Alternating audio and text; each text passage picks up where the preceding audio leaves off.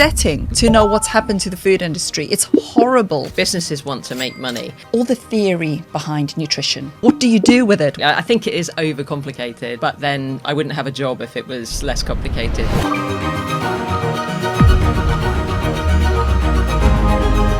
You need to become very savvy when it comes to label reading. Look at things that you don't recognise, and if you don't recognise, question it. What is the biggest red flag within the label? The biggest red flag for me on any label is something that says, whenever you go to buy anything, there is an impulse buy section, which is there to make you want to buy something. What have they done to our food? Breakfast. Is it the most important meal of the day? It depends on who you are. On the subject of sweets. Sugar is very inflammatory. If you took sugar off the table and we didn't eat another sugary thing in our lives, we would still find enough. The human body does not need sugar, and a heavier bread is more likely to have less ingredients in it. The softer they are, the more red flaggish it is. Yes. Not every ultra-processed food is a dangerous food. Is vegetable oil a processed food? Yes. Try and listen to your body more than you listen to social media. What are we snacking on? So ideally, we would not have to snack. Most of us should be able to go between meals without eating. We shouldn't need to snack. When we listen to our bodies will tell us exactly what we need. One takeaway for people. What would it be? Something that I haven't already said. Jenny. Hello. Welcome to Beyond the Boardroom. Thank you. So we were having a little informal chat, weren't we, about all the theory behind nutrition. And it's completely and utterly overwhelming. It is at the moment, I think. Yeah. Yes. And what does it all mean? How do we've had great podcasts, but I've brought you on to just take, all that theory. Let's take it and this is all about applying it in easy digestible chunks. I love what you did there. Yeah, chunks. I'm going to eat my nutrition. Yes. Yeah, because we want to just, what do you do with it? What do you do with all the information? As in, what do you eat? Yeah, absolutely. I think it is overcomplicated, but then I wouldn't have a job if it was less complicated. So that is my job, to be that kind of, take you from all the theory to actually, what the heck do you put on your plate? This is the conundrum. And we're so time poor. Our lives are so busy now. Whatever stage of life you're at, your life is busy. Yeah. And it's over busy. And we just do not leave enough time when we compare the time we leave for cooking, preparation, etc., to perhaps how people would have done that. And even if you look at the design of our houses and our kitchens, they're not really set up for food preparation as we would have considered it back in the day. We talk about food prep now like we do, 4 chicken breasts and some rice and some veg, ahead of a week of work. But that's not what we really meant by food prep back in the day. There would be processes involved that would take you from raw materials to a cooked meal. We just don't do that anymore. Yeah, raw materials to a meal. Okay, I mean, I don't know what you mean by a change of design for our kitchens. So we've got the kitchens we've got. We're in the situation we're in. We're all busy. Yeah. Okay, we've all heard this information coming to us about ultra-processed foods. And we know that it's a food that's been processed too much, and now it's bad for us. Yeah, that's a really good way of putting it. I like that. Yeah. Why didn't I think of that? And elaborate on that. So what is it when we're looking on shelves? What is it? It will be a food that has lots of ingredients, step one. Ingredients that you have perhaps not heard of before. So they will sound, I know people say this and it's very cliche, but a little bit more like a chemistry experiment than the sort of things you'd find in your kitchen. But if you think about some of the things that perhaps you did or were aware of growing up, things like artificial colours or artificial flavouring, it's like that, but times X now, because now we're looking at things that have got emulsifiers and stabilizers. There's a whole range of artificial sweeteners, and I think that would be a podcast in its own right because it's so complicated. I was going to say, if I ask you what is an emulsifier, what is a stabilizer, that's another podcast, and we're moving away from that. So basically, what do you do? Yeah. So you need to become very savvy when it comes to label reading. Okay. But we haven't got time necessarily to do that. So the easiest thing that you could do is cook from scratch, but scratch really means different things to different people. Okay. So there are variations on that, and perhaps that's what we'll discuss. But I would say meat that looks like it's come from an animal, nuts seeds, whole grains, vegetables, and you know where those vegetables have come from, the ground, a tree, whatever. I'm trying to think if there's anything I've forgotten there. Oily fish as well. You know, this is a whole foods diet. These are recognizable foods. We don't need to be considering things that are beyond that. But we do because we're time poor. I think this is where we need to ask questions about where our food is coming from. I don't think people ask enough questions in certain contexts. So we talk about when you go to the supermarket, label reading, but then equally some people will read every single label and then have takeaways 3 nights a week and not even think about how that's being prepared. So it's that consistency. Because you're saying food with a meal with a lot of ingredients, but then you go to a really nice restaurant. Let's say you want to go to a nice Italian restaurant and you're having a beautiful seafood pasta and there's lots and lots of lovely things in there. You have no idea what, but it's nice. Yeah. Is that an ultra processed food? It's unlikely that it is if it's been cooked in the kitchen. And, you know, most Italian restaurants, if we think about the culture of Italian restaurants and how Italian immigrants arrived, they brought their food culture with them. They set up restaurants as one of the industries, the sort of founding industries, and they've prepared food from scratch since the day dot. But then literally take that example and look at the number of adverts that give you the impression that the pizza or pasta sauce that you're going to buy from the supermarket was cooked by your Italian grandmother. Now we're moving into ultra processed. So the Italian restaurant, great. The food that tells you it's authentic and Italian, not great. No.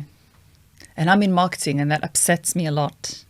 I used to be in marketing too. And I look at it through my daughter's studying marketing at university, and I do look at things through a very different lens. I could only see the positive in marketing back in the day, and now I see how it can be used but also very easily misused, and people can misunderstand a lot very easily because we're so time poor. Yeah. Well, that's pulling the wool over one's eyes. It's not prepared by a grandmother, it's prepared in a factory, and I suppose that's what you're saying. When it's in a factory and there's these things being added to it that we don't know what these things are, and they won't grow in nature and you won't pick them off a tree, there is something going on. So the biggest change, so from that we can take that we need to look at the label, look at the things we don't know, and that's a red flag. Don't buy it. Yeah.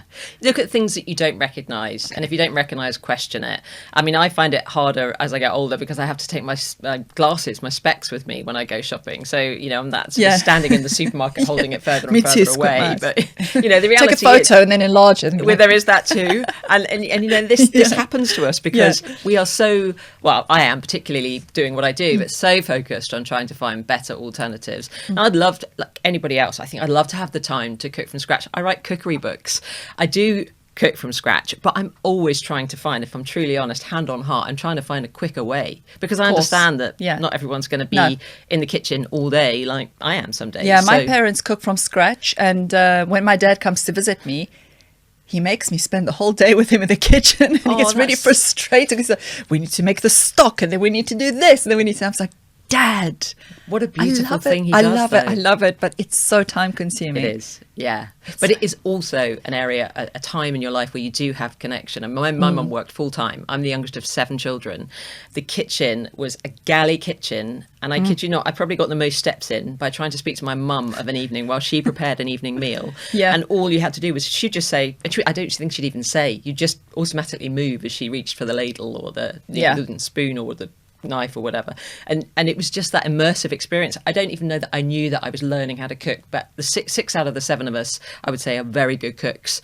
I apologise to the person who I've just missed out of that list, but you know, because that's how we grew up. We grew up around a mother that did cook, and she was working full time. But it's still so important to have a cooked meal every evening. Okay, so there's 2 things that are coming from this. The first one, if you can answer this, is what is the biggest red flag within the label? That's one. And then the second one is a lot of us do cook, you know, the basics, like a chicken breast with some potato and whatever, some vegetables.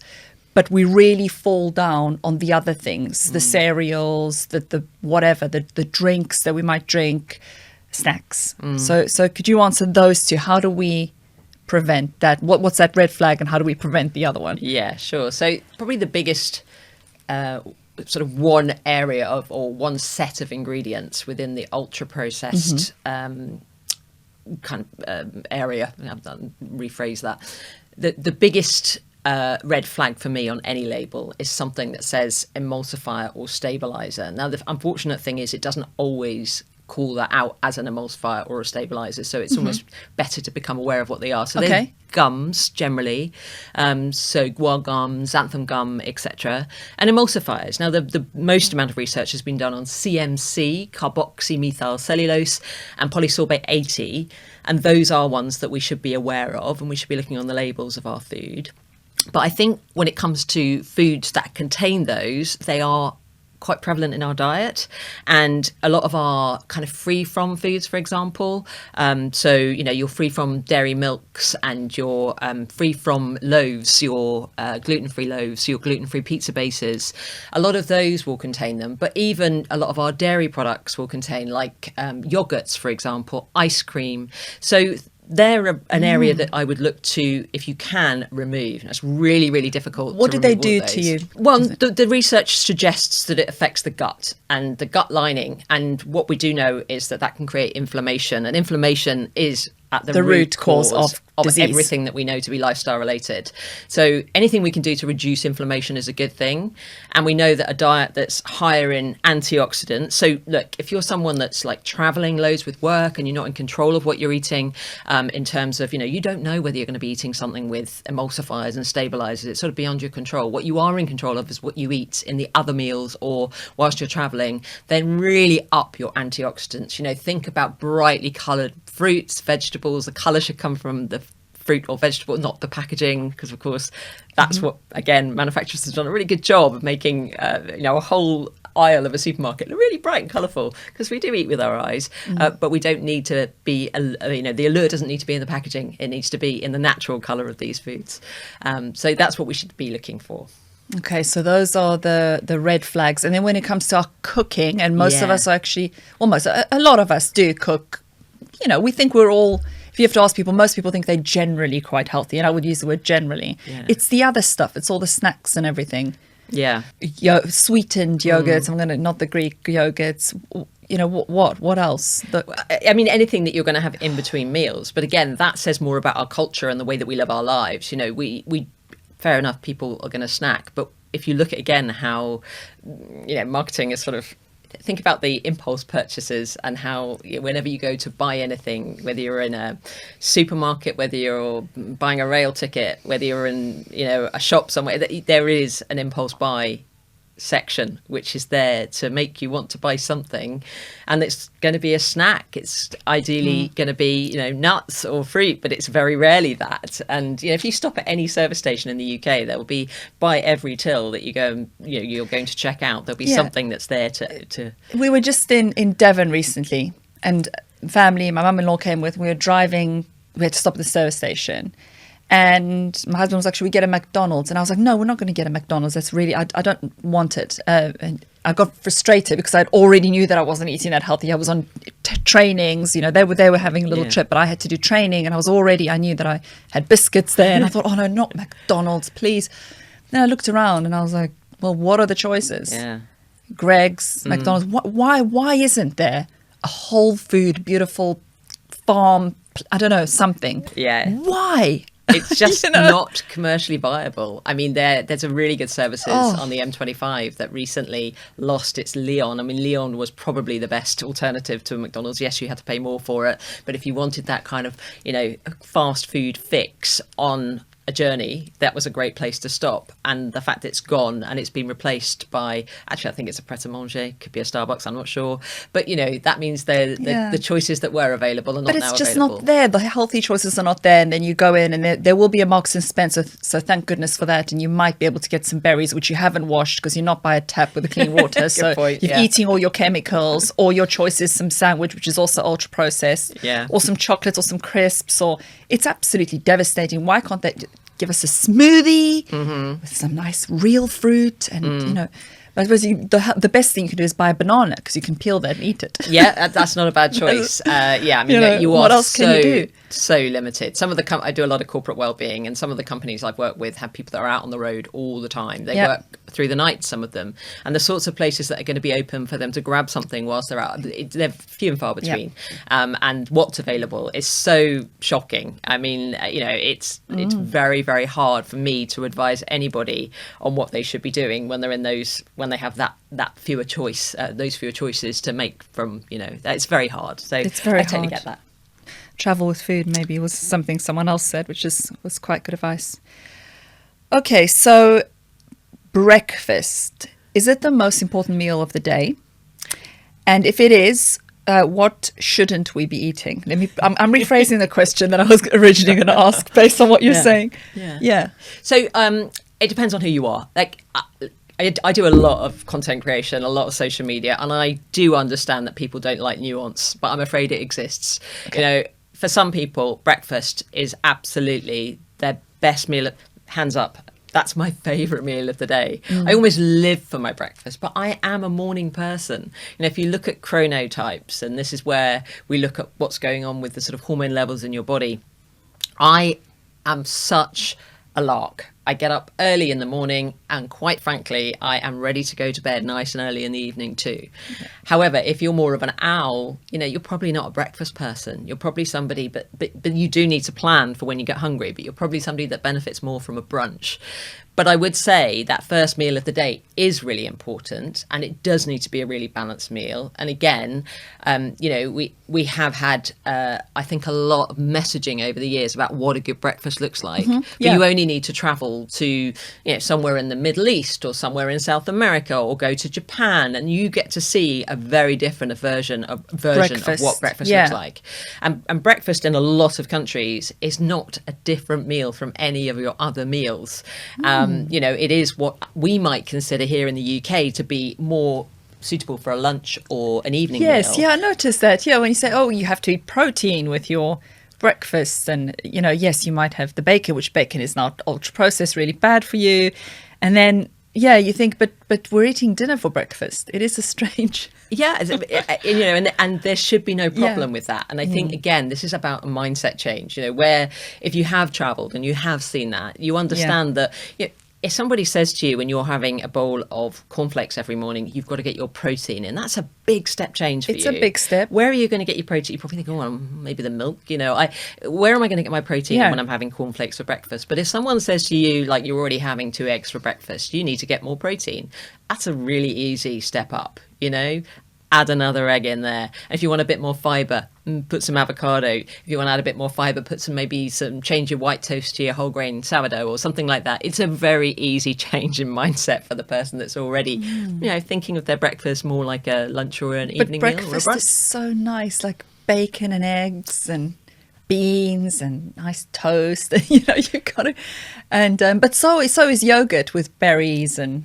Yeah, and again, but those are breakfasty things. They're breakfasty things, but we don't have to look far to where those sort of the origins of those things came from. I mean, growing up, we didn't have like a lot of yogurt, even plain yogurt, yes, but we wouldn't have had like a fruit yogurt, and therefore yogurt wasn't anything kind of that to be aware of. I didn't have to worry about modified maize starch or any stabilizers or any sweeteners or any colouring in my yogurt as a child, because just have plain yogurt. Yeah, there wasn't any. But things have changed, and that's where it's almost like a game, and you have to kind of keep up with the rules, and the rules keep changing, and that's where it feels like it's unfair to people that don't do what I do. What have they done to our food, or what have we? Because it's humans, we've done it to our own food. Yeah, we've accepted it. Awful. But I also think that. There's a lot of money to be made when you start using. People, somebody said this to me the other day. There are more ingredients in that one, and yet it's cheaper.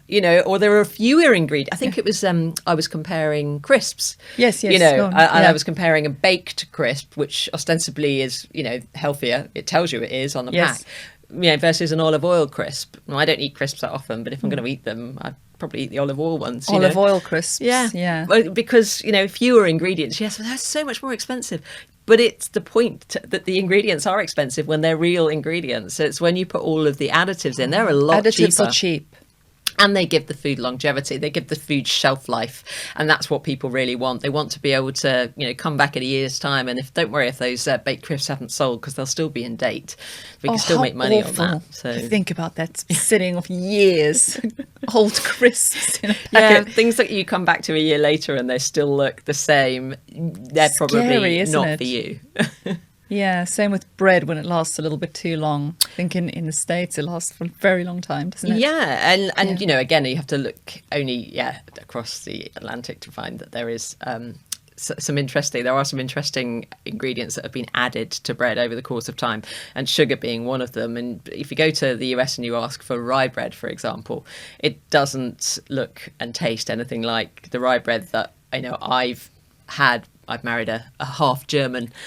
His father used to get the bread from a German baker in Ireland growing up. And, so that's the rye bread that I was introduced to. It's standard. I love German rye bread. I do love it. It gets your jaw going. Yeah, you really have to chew it. But if you go to America and you ask for rye bread, it's nothing like that. It might have some rye in it, but it tastes sweet and it's really, really hyper palatable.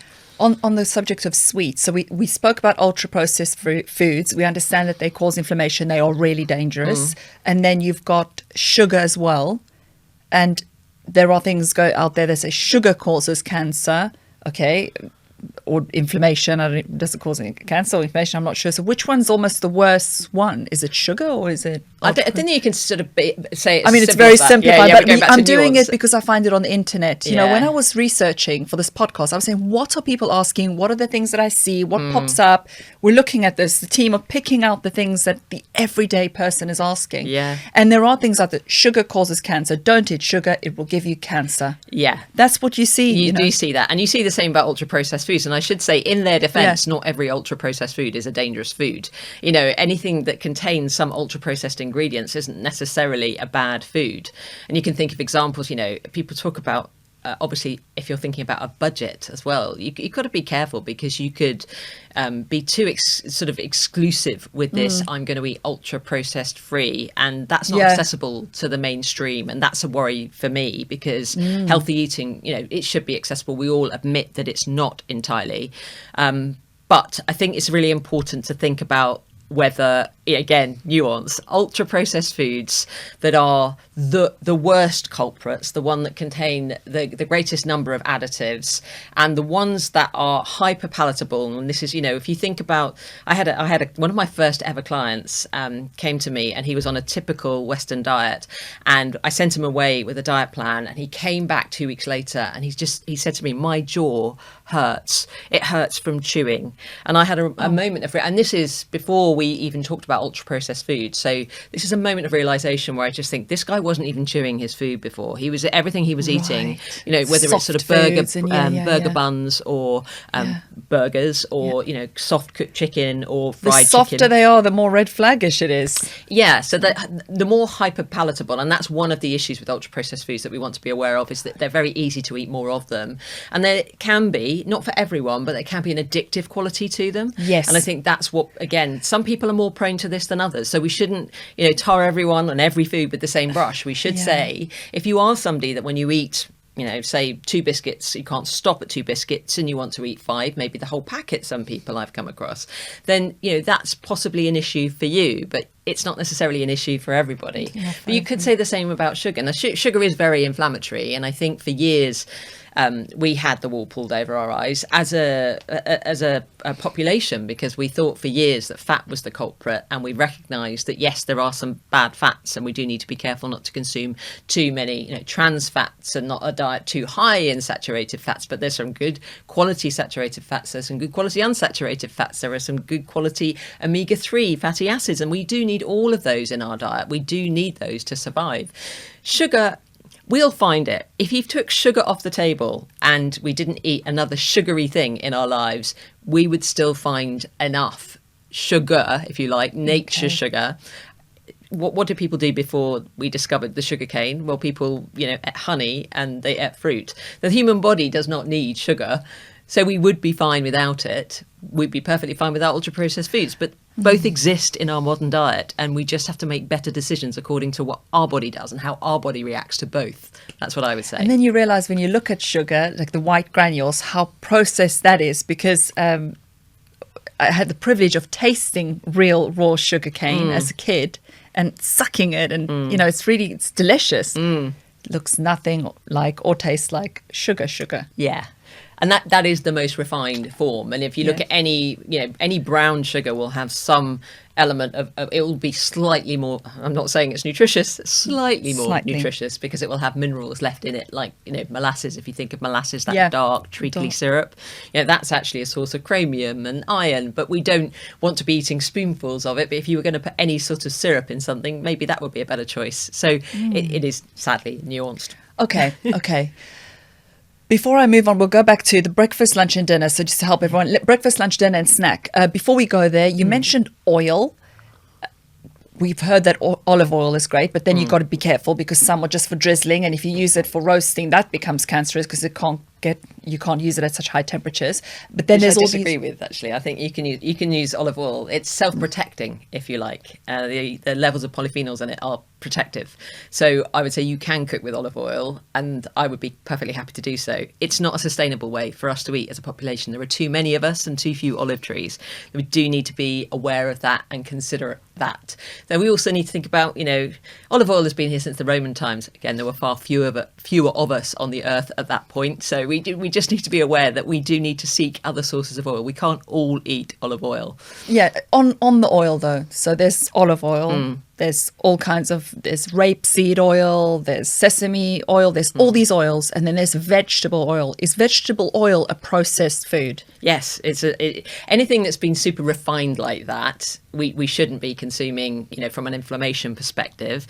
If you do want to go down that path, and I suggest we do need to look, like I say, beyond olive oil, then something like an extra virgin rapeseed oil, a cold pressed rapeseed oil. Yeah. It's local, we grow lots of it here, and, a cold pressed version rather than the, refined version that you will see in a lot of products in the supermarket, because again, as soon as a manufacturer cottons on to the fact that they can create something nice and cheaply, they'll put it in their food. Yeah, there's so much to think about. Let's go back to breakfast. How do we improve our breakfast? So think of it firstly as it could be any meal of the day. So your breakfast doesn't have to be what we typically consider to be breakfast here in the UK. Okay. But I would say, do think about fibre, which I think it's very hot at the moment. It's a hot topic at the moment. It'll have its day and it'll die down again. I wish it didn't. I wish it wouldn't. Right. I think protein has had its day, and people talk about protein still a bit. But I do think fibre is having its day right now. Fibre is a really important consideration, and it's harder now to get than it used to be. The way we used to grow our crops, the way we used to prepare our food, and the way we used to eat made it a whole lot easier to get fibre into our diet. The way that we prepare our foods now, particularly ultra-processed foods, that it's almost impossible for a human being to get about 30 grams a day. Now, that's going to vary according to male or female, body size, etc. 30 grams, visually, what would 30 grams look like? So we're looking at, say, for example, a kiwi fruit would be like 2 to 3 grams of fibre. Oh, gosh, really? What about a normal apple? Standard size apple? Yeah, about 4 grams. 5 grams of fibre. And we need 30. We are talking about having to make sure that now we have things like beans, obviously the right kinds of fruits. Raspberries are a good choice when it comes to fibre, but we also need to make sure that the grains that we have are whole grains. We need to have seeds, we need to have nuts, all of these things that we would have had. I mean, if you think about today, the frequency with which we eat meat alone, that there's an opportunity cost to that, so I'm not just talking about during the war here in the UK, but I'm talking about like in the 50s and 60s. I'm talking about between the two wars, prior to that.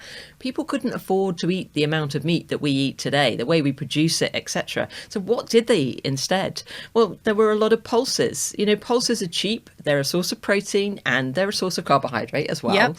But they're a source of fibre too. And I think, where people used to sort of peas pudding, for example, very old-fashioned, and I know often served alongside bacon. But again, that bacon wouldn't have been prepared in a factory. It would have been prepared, or even a ham or a ham hock. It would have been prepared by your butcher locally, and it wouldn't have the additives that we have in our modern-day bacon because it would have been smoked. So our preparation techniques have changed. I appreciate I'm going off on one now and I've completely forgotten the question. No, I also forgot the question because Where are we? I'm supposed to remember the question, but it's so interesting. I've forgotten because you're making me think a lot. I mean, even the process of smoking something, you can smoke it with chemicals added in, or you can smoke it naturally without those chemicals. Exactly. I just feel like, it's upsetting to know what's happened to the food industry. It's horrible that we're eating disease. It's horrible. And we need to have these podcasts, and we need to put that information out there, and we need to reprogram all of our minds and get away. I don't like the marketing that's marketing things that are dangerous for people. Those products need to stop existing. I would love to see it's a different labeling system, because I appreciate businesses want to make money, but I think if things were labeled differently, people eating I eat ultra processed foods. I'm not completely immune to that. I'm going to find myself traveling somewhere abroad somewhere. I'm going to grab something, but I wouldn't make it the main part of my diet. I'd say my diet is probably 90 to 95% ultra processed free, because I make a conscious effort for that to be the case. Okay, right. Okay, so breakfast, we've got our breakfast looks more like dinner. And we've got in there, we try and pack it with fiber. Yeah. We've got our protein. And if we think about how little fiber there is in fruit, we need to bring in beans, pulses, and those kind of things to up that fiber level. Yeah, there are certain fruits that are better. I've mentioned kiwi and raspberry. Great to include, great. But, there are some, gems that people don't necessarily recognise, like desiccated coconut. That's actually relatively high in fibre. Just popping that onto your porridge in the morning.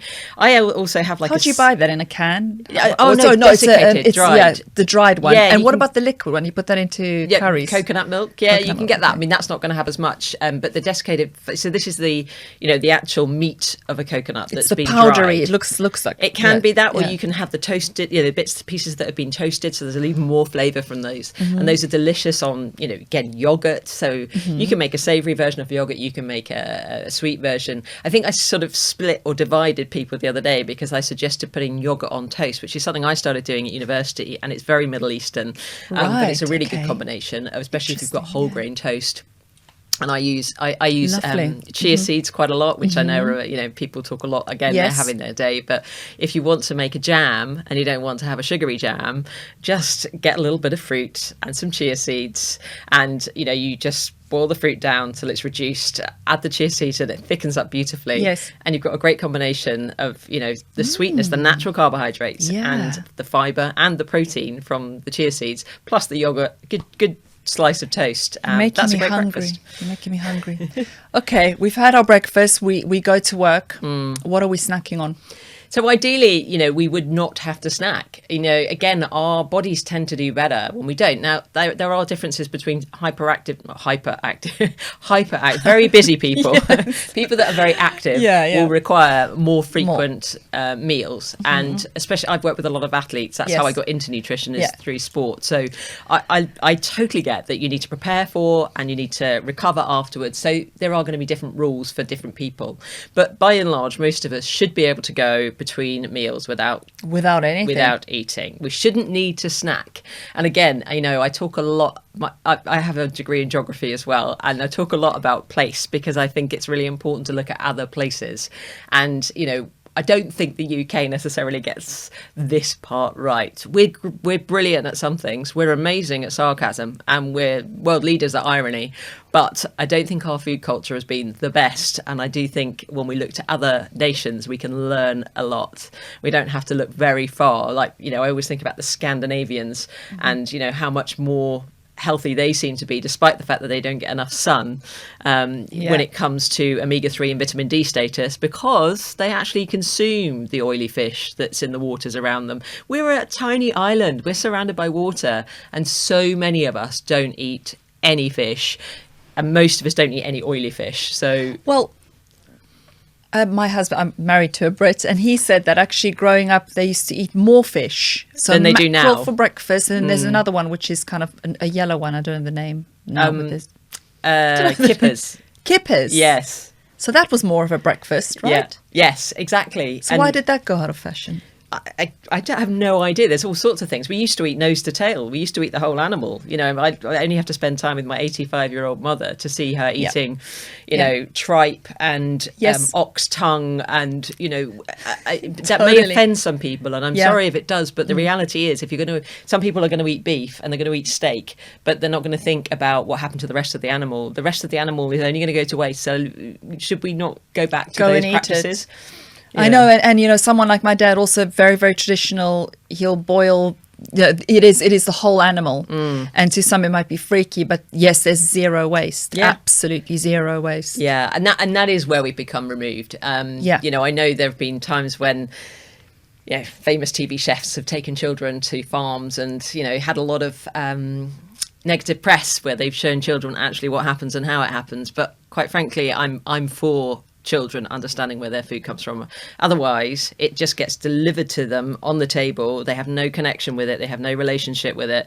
And we have an epidemic of fussy eating right now. And I'm not suggesting that's the only reason for it. But I do think having children educated in how foods, where they come from and how they make it to the table is a huge part. And I don't think it's up to schools. I really don't. And adults. Yeah. May I add? Okay, so try and avoid the snacking, and obviously grab the food that's originated from its source without the label. Lunch.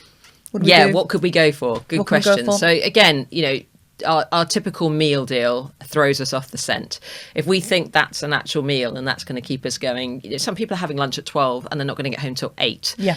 That's when you're going to snack, because that lunch is not going to do it for you. The typical meal deal being a packet of crisps, a sandwich, and possibly something sweet or a fizzy drink. So if we look at that, you know, if we break that down nutritionally, you've got an awful lot of carbohydrates, you've got very little protein, you've probably got no fibre at all. That is not going to be a sustaining meal. And quite frankly, if you're looking at achieving certain things, you know, and I do think the younger generation are more aware of what, you know, their macros are, what their goals are. They know that they want to get a certain amount of fibre, maybe not so much fibre, maybe that's where they need to look at it, but protein and carbohydrates and so on and so forth. But that meal in the middle of the day, it just isn't going to do it for anybody. And therefore, there's an opportunity cost, because you've got the rest of the day to try and make up for it. Okay. Even greater focus on that breakfast and even greater focus on that evening meal. But what if that lunchtime meal was as important as the other two? Or if you're somebody, and again, I know people that only have 2 meals a day, because that works brilliantly for them, sort of an intermittent fasting type thing. Again, even more focus on those 2 meals. They've got to be absolutely right. Spot on. You've really got to focus on that. So your typical British meal deal isn't going to do it for you. You do need to seek out alternatives. And honestly, the quickest thing is just prepare more of what you did the night before and take that to work the next day. It's the quickest, easiest. Go back to a lunchbox. Take your lunch. Buy a thermos flask. There's a squat thermos flask that you can buy. We have about 5 of them at home. And my husband's on a road trip at the moment. He took one with him. He took the night before's supper with him. And, he's honestly stopping at a service station and having, this lovely stew rather than having what definitely. was on offer at the service station. It's really upsetting, these service stations.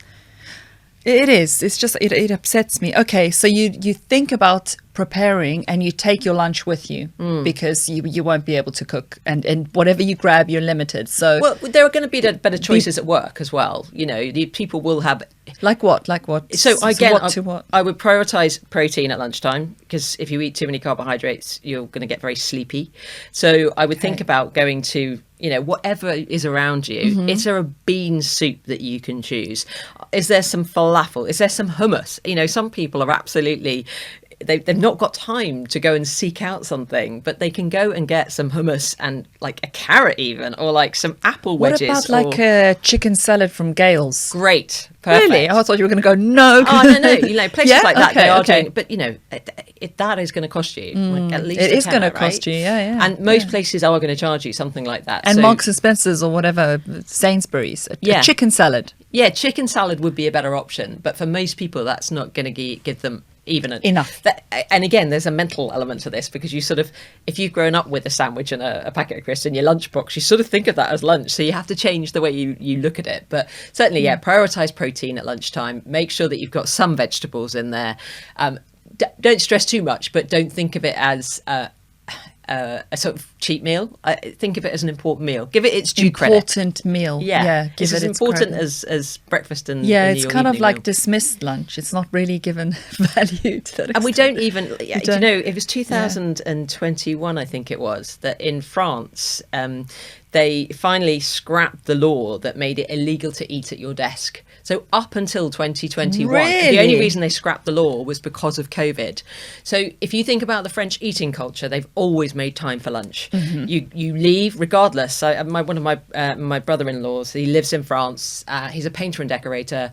And at lunchtime, they down tools and they sit. And sometimes wherever they're working, they get like luncheon vouchers. They can go and get a meal. And they sit with their workmates and they eat properly. They're not even having a sandwich. You know, they're having a proper meal. Yeah. And so the French really know a thing or two, and that eating al desco, we have a phrase for it here, al is desco, so common. And it's so unhygienic, but anyway. But, you know, I lived in Portugal for 2.5 years, and same thing. Yeah. And we would take out an hour and a half and all go, the whole office, downstairs, cafeteria, and have proper, like, fish, potatoes, everything. Yeah. Full on. Think about the communication that goes on during that lunch hour. I bet people are much more efficient, more effective. I mean, I'm sure you've had guests on here that have said how much more effective and efficient people are when they take breaks during the day. I always used to laugh when you used to have, you know, the smoking policy. The most efficient people were the smokers because they got to go outside, have a cigarette, come back in. They got a mental break. Yeah, and those non-smokers just worked, but they became inefficient in their working practices. And I'd say the same with lunch. If you don't stop and make it an entity in its own right, you're missing a trick. You're just going to work yourself into an early grave because, you know, your body's not going to thank you for that at any stage. You do need to take breaks, and eating whilst you're relaxed will help with your digestion. A lot of people end up with, you know, in the afternoon, particularly if they've rushed their lunch or they've eaten a lunch that's sort of substandard, or they've eaten at their desk when they haven't been focused on what they're doing because they've been distracted by an email that's come in, their digestion will be really struggling. Their whole digestive system will be really struggling. A lot of people think they have IBS when actually it's just because they haven't made time for lunch. They haven't made time for lunch. We need to respect our lunch more. Okay, yeah, I love that. I never thought about lunch in that way, ever. Well, now, right, dinner. Is it the most important one, or is breakfast still the most important one? Again, it depends on who you are. Yes. Because, you know, that sort of lark mentality is like breakfast is my number one thing. It's like I almost go to bed the night before dreaming of my breakfast, which some people might think of as weird, particularly if they're not breakfast people and the last thing they feel like is eating breakfast. That evening meal, it is often a time when particularly families or partners will come together. So I would say it's more of it has more importance in terms of its sort of bringing together of people. However, I think what people these days probably end up feeling it has importance for is because the rest of the day has been a bit of a miss, and they need to grab this one. Something unhealthy for breakfast. You've had a sandwich for lunch at your computer, and you've landed at dinner. Exactly. What am I going to make now? And you're too tired to cook. Yeah, you're too tired to cook. And you've got half an hour. What do you do? Well, there's some great companies out there that are doing these meal kits. But again, it's almost like, you know, they know that there are going to be people who are in this situation.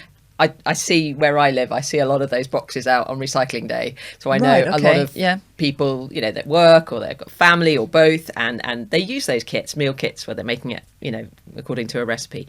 That's one option. You know, the second option is that you do quite a good job of batch cooking. And again, there's some brilliant resources online where you can batch cook, where you can prepare meals that are uncooked, freeze them, and then take them out and pop them straight into the... Just on that, you've written how many books? 7? 7, You've written 7 books, and one of your books, or several of the books, go through, well, there's different things that you can use to prepare these meals. But what's the simplest of the books, just for like the simplest meals? Which would you recommend for busy people that just want to... Probably sheet pan dinners. Sheet pan dinners, yeah. So that was one of my first books. Right, okay. And the concept is you put everything onto one tray and then you pop it in the oven. Now, there might be things that you add partway through. Broccoli might take less time to cook than the chicken breast, for example. Okay. So you add that a little bit further along the line. But it is a one-tray dinner. And it can I like feed that. Just put it on the... Or, yeah. I think that's a really easy way to cook, and it's a simple way because, well, there's less washing up, and I don't know, when I speak to friends, you know, often it's one person cooks and the other one washes up. Well, if the one person that's cooking is putting it on one tray and the one person washing up is washing up one tray, that seems like a fairly good deal. It's not a lot to ask. Yeah. Okay, and you've put together really easy, really simple food. dinners that we can just really simple. I think it's often a sort of a misunderstanding that like I'm a chef. I'm not. I'm a cook, and I want to find ways that are quick and easy to cook from scratch, but without using ultra processed foods. My husband is the process driven one. He loves the whole sourdough thing. That's right up his street. Yeah. Takes too long. I'm not for that. Takes too long. That's why I use a pressure cooker rather than a slow cooker. We're going to get into the equipment, but basically just so, because we're trying to help people, and we're people like me, I'm guilty. I'm not. So we'll put the links in the descriptions below. Yeah. So it's easy. You go in, you do that, boom, boom, boom. Okay, let's go into equipment. And also we're going to go into shopping, because you need to have the stuff in your house. Yeah. And shopping can be a real pain as well. And it takes a lot of time. Okay, so, right, equipment. Besides an oven, what else do you need? I love an air fryer, because it's like a quick oven. If there are just sort of two of you, great. If there's a much larger number, having an air fryer can get difficult unless you are doing those Why one do you tray like suppers. the air fryers? Why? Just because it heats up really quickly. A lot of modern ovens do, but slightly older ovens, and it doesn't take you to go much further than 5 years back. Yep. They can take some of them like 10, 15 minutes to warm up, whereas an air fryer tends to take about 2 minutes to warm up. So it's quick and easy from that perspective. And I think that is sometimes an obstacle to people cooking from scratch. The time it takes to warm up the oven is an obstacle, because people get home and they're absolutely ravenous and they just want to eat. So that's one less thing to worry about. So I love having an air fryer, but honestly, it doesn't matter if you don't have one, because there is the oven. And you know, if you're thinking about equipment in our British kitchens, which are not that big, and you've got a limited amount of surface space, I would say a pressure cooker, multi-cooker. I'm going to call it a multi-cooker because that's what it is. You know, there are some big brands on the market. I still think they're an undervalued bit of kit. I wish more people knew about them. Really? Yeah, I've never even considered a pressure cooker. You'll see a lot in India where there are a lot of pulses prepared and going into meals. You know, there's a lot of vegetarians and a lot of vegetarian food in India, and a lot of those dishes will be based around beans and pulses. Yeah. And preparing those, where you don't buy a can every time, actually preparing them from scratch makes them much more easily digested. Some people get quite flatulent when they eat beans. Cooking them in a pressure cooker makes them much more easily digested and less flatulence, which is good. So that's what I do. I prepare them from scratch in the pressure cooker, and then I actually prepare them and then put them into the freezer in the portion sizes you get cans, because I know a lot of people haven't got a pressure cooker. So, you know, but I just wish more people did, because I think it would be great for risottos. How is a pressure cooker better than an oven? I mean, how does it work? I don't even know much about it. Yeah, so it basically sort of like forces, a bit like if you think about slow cookers and what they do. You know, like if you think about, you can take a sort of a cheaper cut of meat, and, you know, by the time it's cooked for hours on a really slow heat, you can sort of tear apart. So you can do all of that with a pressure cooker, but you can do it obviously much more quickly. And the same with things like rice. I mean, the multi-cooker, it basically is also a rice cooker. The guy that developed it is of an Asian origin, and he wanted it to be able to do meat and rice, but it also does make yogurts and other things. But let's not overcomplicate it. Yeah. If you want, you know, a dish and you want some brown rice, cooks brown rice perfectly. If you've got some pork belly and you want great flavour pork belly, you can cook that. A whole chicken, you could cook a whole chicken in there. I cook chicken from frozen in my pressure cooker, and it's entirely safe to eat, and that is a game changer. Because if you've like run out of everything, you know, and you've got really very little in, I can take some frozen veg. Like I always keep a combination of frozen onion, celery and carrot, so it's called sofrito, mirepoix, base vegetables. It's called different things in different cultures, but you use that as the base of pretty much anything. You can get some garlic and some ginger in there if you want to make it slightly one way oriented or the other, and then you can just pop in your chicken and some sort of sauce. You know, it could be a tin of tomatoes, it could be a tin of tomatoes and some herbs, it could be your coconut milk if you want to make more of a Thai curry, and then you just cook it until it literally is pull apart by the time you bring it out of the pressure cooker. But people don't know this, and I think people are scared because it's not a technique we would have learned growing up. We have our ovens, and it's. Can I just also go back to the tin? So if we buy in the tinned beans and the tinned tomatoes and the tinned whatever, is that okay, or is that ultra processed and we're worrying about that? Some people talk about the lining in the tins and whether that is going to be, if it's something acidic in the can or the tin, it can lead the lining to be, you know, that's for the tomato and for the beans. And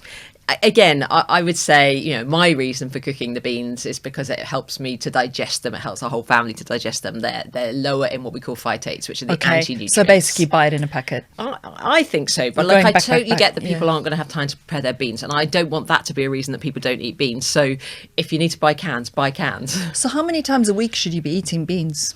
Oh gosh, that's a really good question. Again, it depends on the individual, but I would say, you know, most of us could add some beans or some lentils to, like, I don't know, 4 or 5 dishes in our evenings, our evening meals. But salads, you know, again, it's a bit of a social media thing at the moment, but a dense bean salad, they're all over social media. And, you know, great that people are finally embracing, you know, this humble little thing, the bean, that's so cheap. Do you know, my mother-in-law made something really nice the other day, and I started eating it. I almost couldn't stop. I think that it had nutrients of everything that I wanted. She made these big white beans in a salad with tuna, with chopped onion and some sort of sauce. And I tell you, I love that combination. Yeah. It's right up my couldn't street. stop eating it. Yeah. Wonder what it was in there that I needed so much. But honestly, you make a really good point there. You're listening to your body. Yeah. And very often when we listen to our bodies will tell us exactly what we need.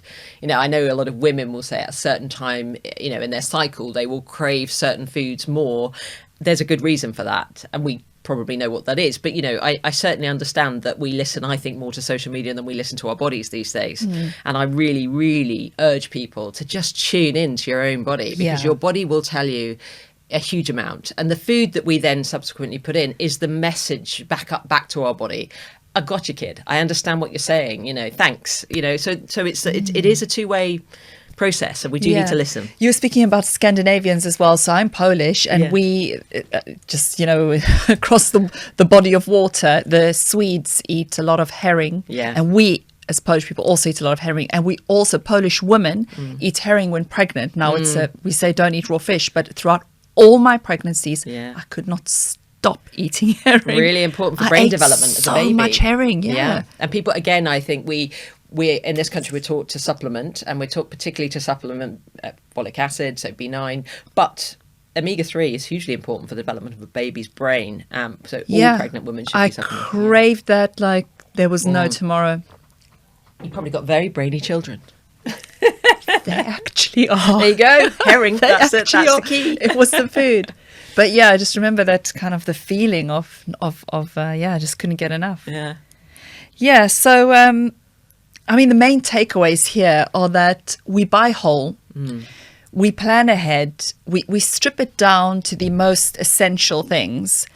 And, you know, when you think of a recipe book and going into that also seems like work. So, I mean, how does one that doesn't normally cook or have the time for it and find it a bit scary, how can you step into the world of, I mean, what do? Do you open up page 1 and go, I'm doing that? And then what I asked earlier, how do you shop for that? Do you have to check the recipe first? Then I know I'm asking really basic questions in a way, and they sound basic whilst asking, but even for myself, I'm going to go shopping. I'm probably going to go to Tesco and I'm going to buy my usual thing. So what do you do? I would sit down, if you can, once a week and think about a meal plan. For the week? If you can do it, because it's one bit of effort, you know, but it will reap great rewards. Okay. So if there's time, an hour, you know, at the weekend maybe. Yeah, there's enough from scrolling. You can delete some of the scrolling. Exactly, take an hour out of that. Let's be real. Yeah. But don't make it too big a goal. So you say you buy your usuals. So then think about one meal that's different from your usual.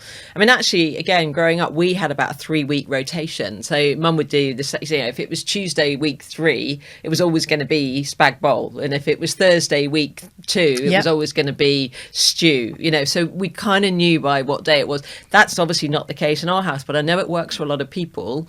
But just plan what you're going to have, and don't make it that different from what you do currently. Change one meal and then change 2 meals and then change 3 meals, and do it week on week. So it's nothing too big and nothing too onerous. Also, if you've got children and you're starting to feed them new stuff, they might be a bit funny about that because they've got very used to what they're having, and anything that's different or odd can seem quite threatening.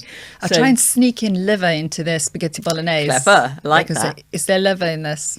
Oh, they can actually taste it. Shame. Yeah, no. I try to conceal it, and I chopped up fresh chilies and I disguise and everything, but they always know.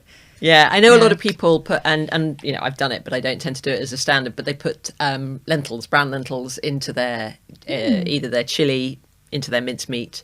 A, it's a cost saving, but also B, it's a chance to get more fibre in there. So they'll, you know, sort of supplement the beef a little bit with some of the sort of pui lentils or brown lentils. That sounds like, yeah. So it really sounds like you're pushing the beans and the lentils and those. You're just think bringing it's them a in because cheap- it's a, it's and a those cheap are way. really rich in fiber. Those Yeah. are the ones. And fiber, is that essential to preventing colon cancer? Because colon cancer is on the rise. So Yeah. I just want to know. So beyond that, this is about everyone's systems working well, and we talk about Okay. it from a digestive perspective, but it's also about, you know, again, if we look at what's happened with people's cholesterol levels, there is this thing called familial hypercholesterolemia. That's where families, you know, pass from generation to generation high cholesterol, but so many people think they've got that when actually it's lifestyle and diet related. And it's really important to start looking at how you make those changes, and fiber is the key change, really. But if we get it in from the word go, you know, if our children, when you're weaning a baby, you don't want a too high fiber diet, but literally once they start moving into sort of normal everyday food, you can start adding in that fiber. That's where we want to get people used to, you know, the textures of things. And it isn't just about beans, honestly. It's, you know, but seeds and nuts. I mean, how many children, you know, genuinely eat a lot of seeds and nuts these days? Well, a lot of schools ban nuts, so they're not having it from 9 until 3 in the afternoon. Do they get it for breakfast? I doubt it. So when are they going to be having those? But with seeds and nuts, unless you've got them in a bowl and you're snacking on them, or you sprinkle them over your oats or your whatever, your yogurt, it's quite difficult to cook with seeds and nuts. Well, I mean, again, Or not. nut butter, you know, put a bit of peanut butter into a soup or into a curry, you know, to give it that lovely creaminess, and put it into a smoothie, you know, or have it on toast. I mean, my kids are great for Is it nut not butter on toast. processed peanut butter? It shouldn't be. It used to Okay. be. Yes, Yeah. we used to add all sorts. Sugar, So we need to just check oil. and choose what an organic It version. doesn't or- have to be organic. I would say things like with peanut butter and almond butter. I think as long as we're getting, you know, it's just the nuts and some salt. Yeah, just and check the nothing ingredients else is what added. you're saying. Yeah, that makes Yeah. it accessible to most people. I think if you start making it organic, yes, there can be slight benefits to that nutritionally. I'm just saying you don't want to make this too exclusive for people. So enjoy your nut butter, but think about places where it can be enjoyed, like your soup, your curry, your smoothie, your porridge. Yeah. My trainer at the gym actually was showing me something. He goes, look at this label of this bread versus this bread. Look, this one's got all these ingredients and this one's only got 2 ingredients. See? And I was like, oh, wow. I mean, Yeah. you're really taking it seriously. It was good. It is good, yeah. but you know, again, simple methodology here. So I was in Sweden recently, and I was sent out. I was with my university friends, and we were in a very remote place on a very remote island. There was one shop on the island that happened to be open. We'd run out of bread. They sent me to buy the bread. Yep. I had no idea. I don't speak Swedish, so I just weighed them. And a heavier bread is more likely to have less ingredients in it. Yeah. That's And when I went home and did Google Translate, I was like, I was right. I got the were correct right. bread. So just think about, you know, if it's heavier bread, it's a better bread to buy. And there are all sorts of tricks like that. Okay, we're going to have a brand war here, but let's go into it. So, if you ask people, what do you prefer Burger King or McDonald's? We were having this conversation in the car. We were deciding, you know, and so, let's have McDonald's. Okay. So, and then I'm not going to say who said what, but one person said, oh, I prefer McDonald's because it's softer and it's nicer to chew. And then the other person said, well, I prefer was a Burger King because it's healthier, it feels the meat's bigger or whatever. But the consensus actually out of everyone was in that car that day was that they preferred McDonald's because of the softness. Yeah, because it's hyper palatable. Hyper palatable, soft and light. Yeah, you can just eat more and more of it. I mean, I don't know about you, but if you did eat McDonald's that day, how soon after were you hungry would be my question. It didn't feel like food. Yeah, it didn't feel Felt like you like had air. a meal. Yeah, Yeah, it went one in. breath and it was in. And then I got bloated and I was like, great. Yeah, and I think that's the Brilliant. thing. It's whether people are thinking of that as a whole meal, which, you know, every deal suggests it's a meal.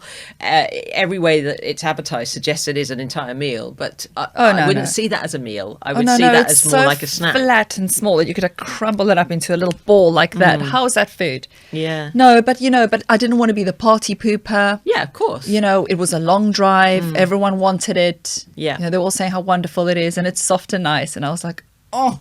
So we did it and I gave in and I didn't feel great. And it just went...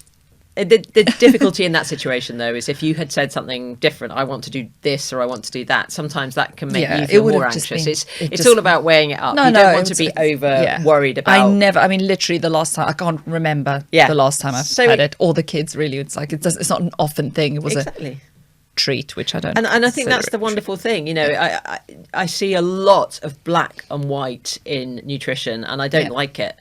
I don't think any food should be labelled bad. I don't think anything should be like, you know, obviously if it's poison, don't eat it.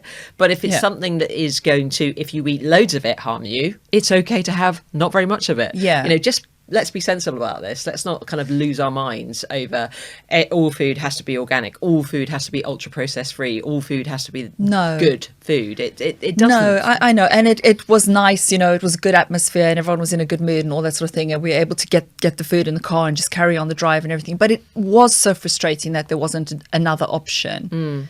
Just something better, healthier, smoothies, farm food. But you're saying it's more expensive and you think, why, when allotments are the most, you know, I know. productive. I walk past an allotment every day on my dog walk and I'm like, please give me the leftovers. Yeah. Please give me your surplus. Yeah. Okay, so could you list 5 pantry swaps that we can do now that will make us healthier? Yeah, great question. So I would say, things that you're in your pantry that you think is a like better... tomato sauce, like a typical one, ketchup. Yeah, I mean, if you're a family that eats ketchup, my kids love ketchup, I would go for a healthier ketchup, right? Because if there's one that's lower in sugar, that's a great alternative. Buy that. Yeah. And the same with any of your condiments. If it's easier to make them, or you could make them, or they're going to be but there's some great condiments out there that are lower in sugar, or like mayonnaise that you can get that's made with real ingredients, avocado oil or olive oil or any of those. So yeah, if you're somebody that loves a good condiment like mayonnaise, brown sauce or ketchup, I would switch those out for a healthier version, because if you're going to be eating a lot of it, then you want to make sure that's a better version. You know, obviously if you love your chocolate, I would say go dark. If you can go dark, love that's going to be better. So again, a dark chocolate, it should be 70% cocoa solids plus, and it shouldn't have any other added ingredients. Sometimes there may be an emulsifier in there. Sometimes it's most likely to be soy lecithin, sunflower lecithin is slightly better. No, emulsifiers, fine. They don't need to be there. There's plenty of chocolate out there that doesn't have emulsifiers in it. So I'd say yes, a dark chocolate, a good quality dark chocolate. Do you know what I'm going to do with this? I'm going to chat GPT all this stuff. I'm going to take the lot and be like, of all these things I buy, here's my shopping basket. You tell me which ones have the emulsifiers. Yeah. And they're going to get banned. Yeah. They're going to go in the naughty table. Naughty step. Yeah. Naughty step. I would say, again, if you're a family, like, again, my kids, you know, they prepare, especially my daughter, she's been living away from home for 3 years, but she prepares a lot of food herself. And she knows exactly which brand of pasta sauce to buy that's cost effective and doesn't contain any ultra processed food. So again, if you're going to be using things like pasta sauce regularly and with that family, she knows what brand to buy. At home, I make our own and I just fill the freezer with it. I also do the same with stock. I make my own stock paste. Honestly, people think, oh my God, that's far too complicated. But it really isn't. It takes me half an hour and I'm not even doing anything for that half an hour. It's just simmering and reducing. And I stick it in a food processor and I blend it up and it's in the freezer and you can use it straight from the freezer because it has such a high salt content. It doesn't actually freeze entirely. And so I just use a tablespoonful of that rather than a stock cube. Look at what's in stock cubes. Even vegetable ones, there can be a lot of other added things. And I love a stock cube. It gives so much flavour and it's so much bang for your buck. Something as innocent as a stock cube is not so innocent. I know, and a great flavour provider. So, you know, and then like cereals. We don't need to have cereals. And I mean, we discussed this at the very start of this, but I think if we're looking at breakfast, think about swapping out any other cereals that you have for, something obviously oat based. It depends on kind of what your vibe is. Some people love eating more like quinoa and buckwheat as a grain. And both of those are what we call a complete protein. They contain all 9 of your essential amino acids. They're actually a better choice from a kind of protein perspective than oats would be. And they're more traditional in certain cultures. So if you make a buckwheat porridge or you make buckwheat pancakes. That's not a bad choice for some people. Other people that wouldn't thank you for that. They would rather have other sorts of, pancakes. But again, an oat pancake, I make an oat one all the time. Grind up some oats and some oat bran, and then I use Greek yogurt or cottage cheese to keep the protein level high, and I use 3 eggs, and that is a great combination. It's high in fibre, high in protein. 3 pancakes. I can put savoury toppings on, which I more typically do. I can also put sweet toppings on and serve that. So swapping out your cereals for whole grains, I would say. I knew I was going to come and see you, and I didn't want to have the guilt of sitting here opposite you and saying, Aleksandra, what did you have for... So actually, before I came here, I had a little bit of mince from the night before. Yeah. So mince with onions and all nice chilies and everything, and a banana. But that's all I had time for. Brilliant. Other protein, a bit of fibre.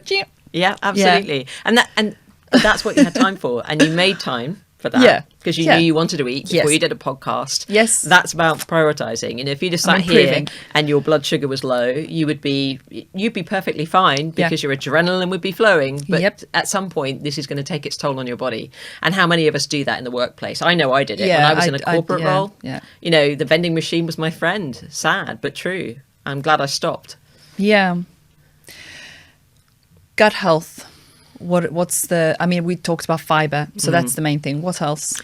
So prebiotics, probiotics, we talk a lot about probiotics, I think. So these are the bacteria that we get from fermented foods predominantly. So again, if we just look at what's happened over the course of time, and we look at other cultures, excuse the pun, sauerkraut, kimchi, these are foods that are traditional and they've been going for a long, long time. Kefir, and even yogurt, that's probably the one that's been in the UK for the longest, but we're quite happy to take other people's, hand-me-downs, can you call them that? Yeah. Ideas and make them our own.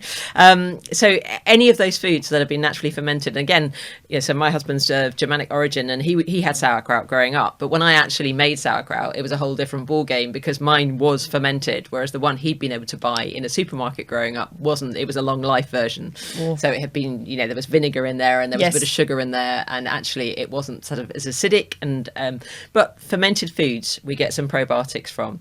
But the thing that I think people are more aware of now is prebiotics. So this is the sort of where we get fibre in foods that feeds the good bacteria. So, for example, a banana. If we take a banana, a really ripe banana, really sweet and sugary, actually much lower in fibre, prebiotic fibre, than a slightly underripe banana. Now, you don't want to eat it where it's like green and, pasty, but you do want to enjoy a slightly underripe banana. It's going to be higher in this prebiotic fibre, and it helps. Excellent. Yeah, it's called resistant starch, essentially. So it acts like a fibre in the body. And, so I forgot what the question was again. No, what for your gut? So when we're thinking about the gut. Exactly. And I didn't know that, actually. The same with your carbs, actually. A lot of people don't recognise that what you can do is freeze or cook and cool and then even reheat carbs, and you get a higher level of resistant starch, which helps with the gut health. So, your bread. I always get really good quality bread. I get it sliced so it's the right thickness, because if I slice it, it's too thick. And then I put it all in the freezer, take out slice by slice. So I don't waste any money, because bread is expensive if you want to buy good bread. And then I'll pop it into the toaster, and that'll be, it'll be lower glycemic index. So it's not going to affect my blood glucose as much, and it will be higher in the right kind of fibre. But things like onions, leeks, garlic, those are really good foods. And, cauliflower, all of these foods we should be getting more of. But again, if we skip the food preparation process and we go to something that's already made, or some sauce that's already been made, we're not going to get the benefits of that prebiotic fibre. So prebiotics and probiotics. And when it comes to fibre, if you're not used to it, which a lot of us aren't, we haven't had enough for a long time, don't introduce loads all of a sudden. You'll get some, nasty side effects from doing that, and it will put you off. So you want to gently increase your fibre levels. And I find one of the best ways that I introduce with clients is, via things like flax seeds and chia seeds, because they're very measurable. Sometimes people find beans quite useful as well, but to supplement like the beef in your bolognese rather than to eat a whole meal of beans. So just enter into it very, very gently and change small things bit by bit, because if you suddenly introduce a whole lot of fibre to your diet, your gut will not know what's hit it. You'll get some side effects that you don't want, and it'll put you off wanting to carry on. I see. I was going to say, because I don't know how many seeds, chia seeds is too many, how many flax seeds is too many. I know that you can have too much ginger, that ginger you should only have a little bit, like half a teaspoon a day or something. So how do you know? Yeah, well, it is anti-inflammatory ginger, and I would say, you can put it into all your dishes and whatever, and turmeric. But again, this combination of things that can be really useful. So using turmeric, ginger, and some black pepper combined can help with improving how your body, how bioavailable it is to your body.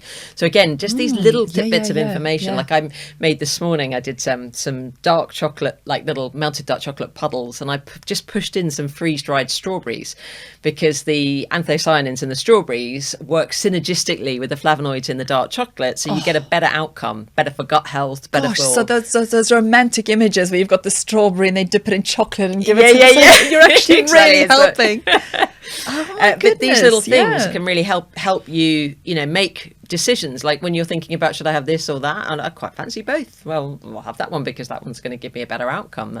That's kind of how my brain works. I heard you need to have, ideally, if you want to absorb iron from meat or whatever, you need to have it with vitamin C. Yeah, particularly plant-based iron sources, but you really do need to. You should be able to absorb enough from animal-based sources. There's no harm in having vitamin C alongside. I very often do. I very often have something like an orange or something after a meal, or kiwi fruit as my kind of dessert. But yeah, certainly if you're eating plant-based iron sources, and again, things like cooking your pulses in a pressure cooker, which reduces the phytates, will make the iron from the pulses more absorbable. So there's these little tips and tricks, which... that's why I do what I do.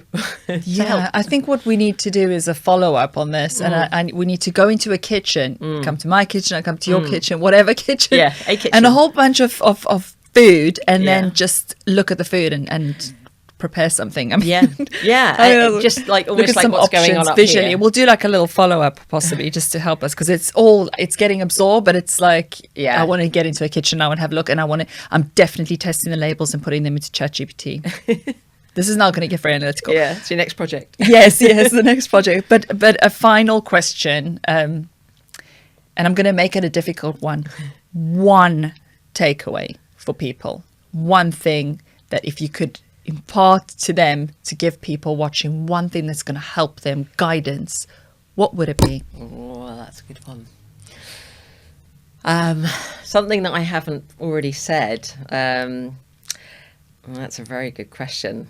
I mean, I can't give two. You've asked me for one. No, you can give two. I do think try and listen to your body more than you listen to social media.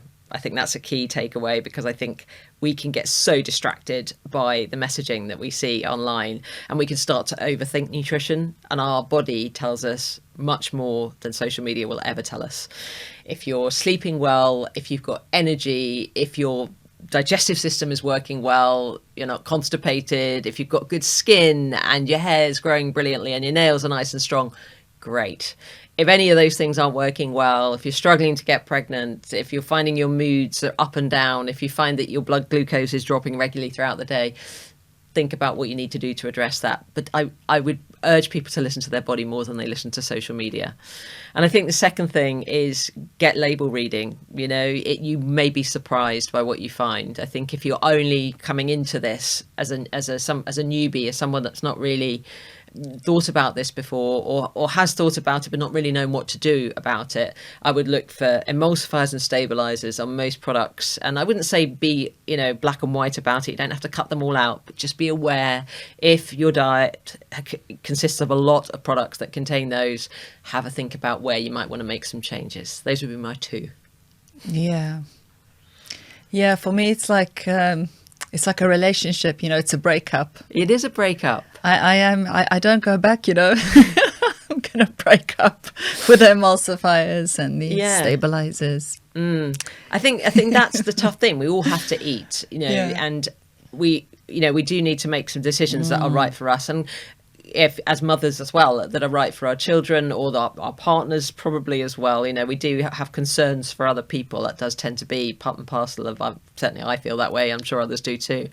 And on that basis, you take that responsibility quite seriously. And, if you are the person that's doing the shopping, if you're a person that even puts the food in the cupboard that someone else cooks, it's just making sure that as far as possible, things are as good as they can be within your budget. and within reason. So I think you just got to be realistic about it. Jenny, it's been educational. Good. Thank you so much for coming on. Thank you for Thank inviting you. me.